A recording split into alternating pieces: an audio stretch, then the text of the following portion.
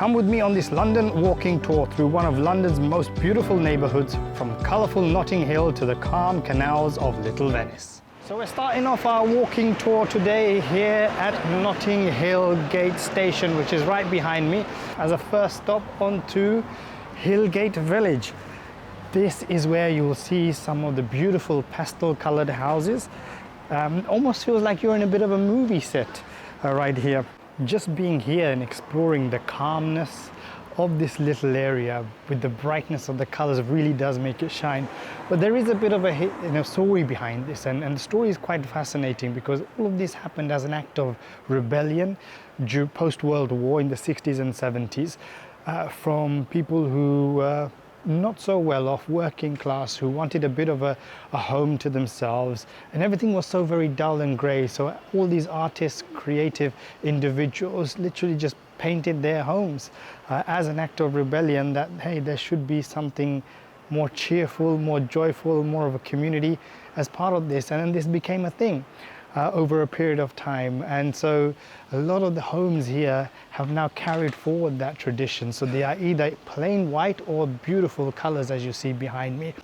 So with Hillgate Village done, we are heading off to Portobello Road Market, where we'll see a lot of ancient historical goods being sold. It is one of the most popular markets here in the UK, stretches over 1 kilometer. So let's take a quick 5-minute walk over to Portobello Road. Before we get to Portobello Road, we are now on Pembridge Road, and already I can see it's a really busy road itself. But what it does have is a lot of stores, and I'm talking about gift shops, souvenirs, retro stores like you see behind me.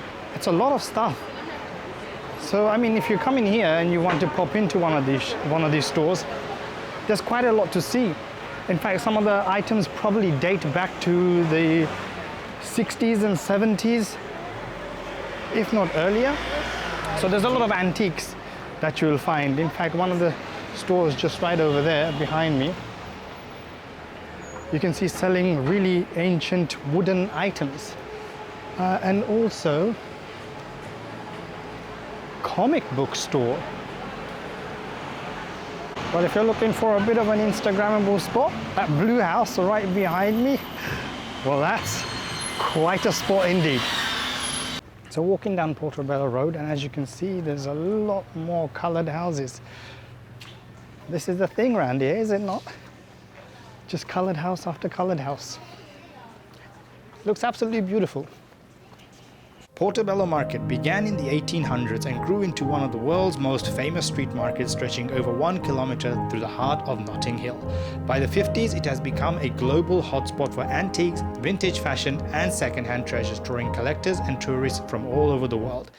So I'm just finding it really fascinating that a lot of the items here are quite bougie items. But what's interesting is that people are actually coming here to buy these really old school stuff. There must be sort of value behind it, because being a millennial, it's like, okay, do I really need these? But clearly there's an attraction to them. I mean, Portobello print and map shop. So if ever you're looking for a 17th century or 18th century map, you know where to come.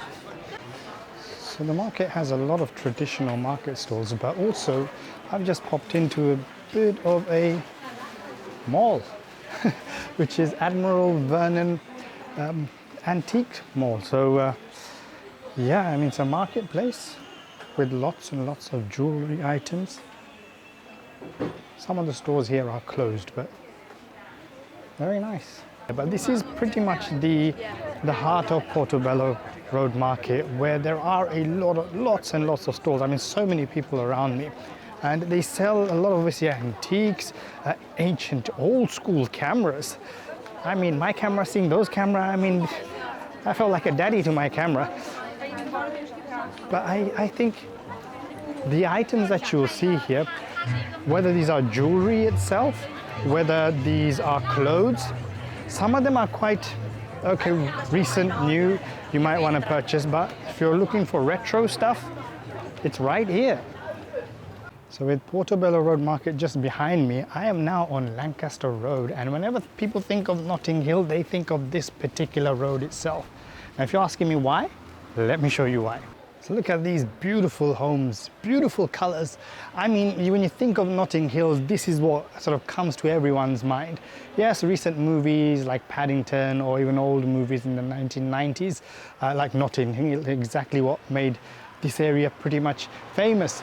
But these colored homes really do tell their own story. And I mean, a lot of people come here every single year to take pictures, videos. I just think, don't these people get frustrated who are actually living here? Hands up, I'm guilty of being one of those people who are actually filming here, but hey, why not? I mean, it is beautiful when you see the scenic landscape, the walk through Portobello Road Market, all that history, culture. So which one of these colors are your favorite? Put them in the comment section below.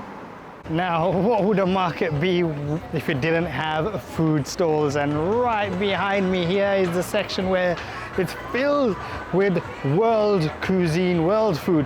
So let's have a quick look, and I'm not quite hungry yet, but I might grab myself something if I see something that makes me feel a bit peckish.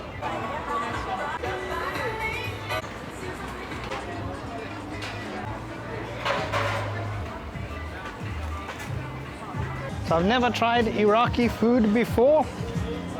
Right here, so they actually give out samples here, which is very nice. So you actually get to taste before you buy. So I think that's the most wonderful thing that they could offer, because you're spoiled for choice here.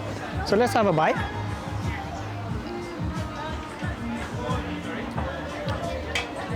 Yeah, very nice, very nice. In fact, it is quite close to Asian, Bangladeshi, Indian kebabs that we have.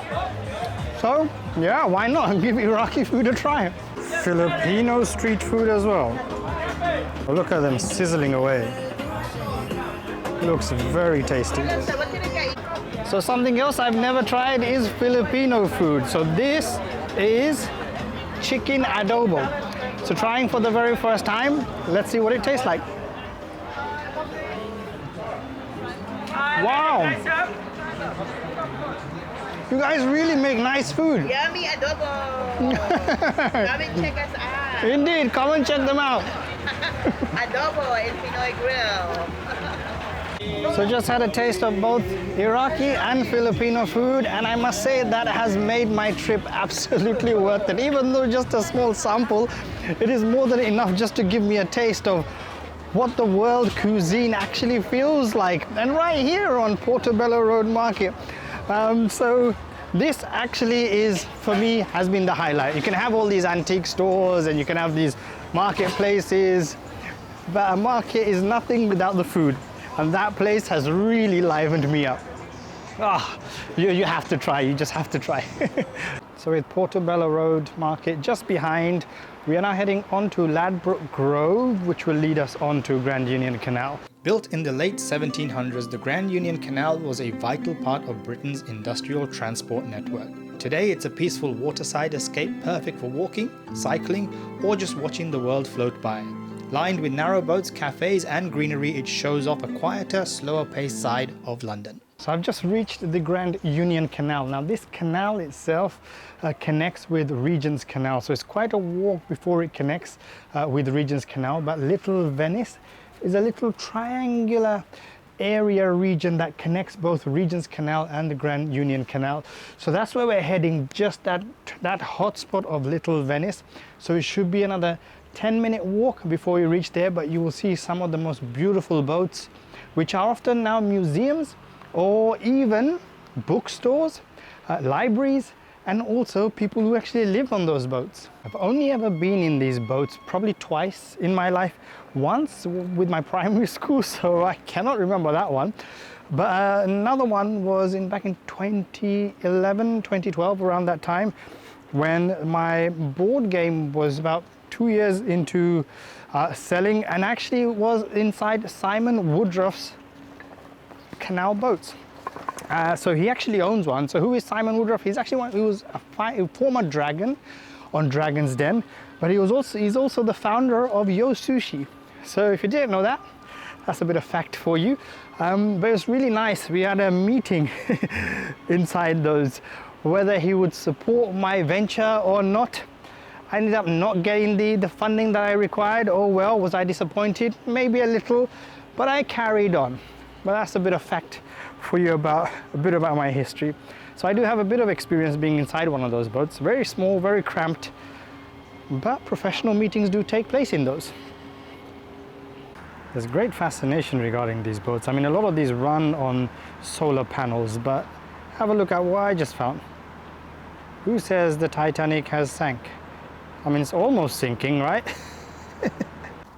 How much do you think it costs to actually own one of these? Last time I checked, it was around 90 to 100,000 pounds to own one of these, but this one's a really nice boat. It's not quite like the traditional canal boats, but what you will get here on the canal is actually a lot of cyclists. So you'll have people walking the route and also a lot of cyclists. I've shown you the traditional touristy hotspots of London, and you can go and do all your walks from Buckingham Palace to Tower Bridge, etc. But nothing quite beats the peace, the beauty, and the scenic landscape of walking the canal, because you'll come across so many different areas of London in that one walk. Some are so rusty and run down, and some are so developed and brand new. And then you have a lot of fascination around the types of buildings that you see along the way. So it's not just the boats, it's not just the peace and serenity of the canal itself, but the landscape of it.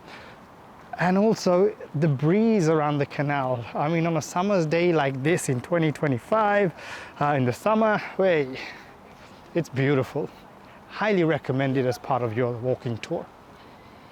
So we've just entered the Little Venice area on the canal.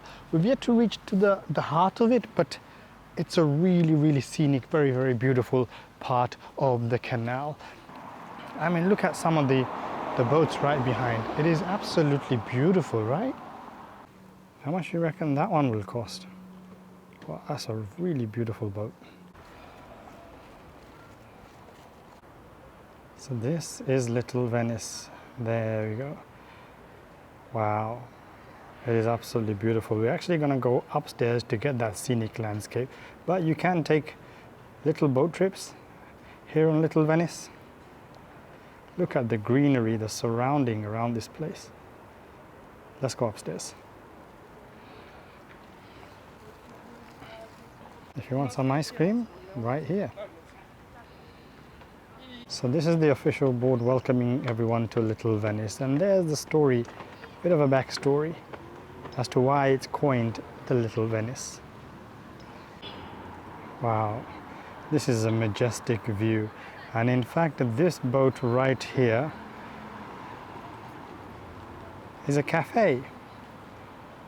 Isn't this bloody brilliant? So you walk in on your canal tour, and then you come into Little Venice. You can take a boat ride and enjoy wonderful food at a cafe. So here on Little Venice, this part of the canal itself actually connects Grand Union Canal with Regent's Canal. So Regent's Canal is just that way over there, and that's the long walk that I took a couple of years back, all the way from Regent's, connects with Regent's Park all the way towards Stratford. So it's quite a lengthy walk, but it is a absolutely beautiful walk to take. I mean, this scenic area here in Little Venice, you could be here chilling all evening as the sun is setting. It is beautiful, it is magnificent. Highly recommended as part of your walking tour, especially to get away from the hustle and bustle of the noisy parts of London. And that brings to an end an absolutely beautiful, wonderful, mesmeric walk from Notting Hill, the colours of Notting Hill, to the beauty and serenity of Little Venice. So I hope you enjoyed this video. But if you want further London experiences, I've also got vlogs on my walking tour of Greenwich, which I highly recommend you watch. But also, if you prefer London from above, rooftop experiences of London, some of the best rooftop experiences. Both videos are linked right here. But do leave a comment, make sure you subscribe, and I look forward to welcoming you on my next video.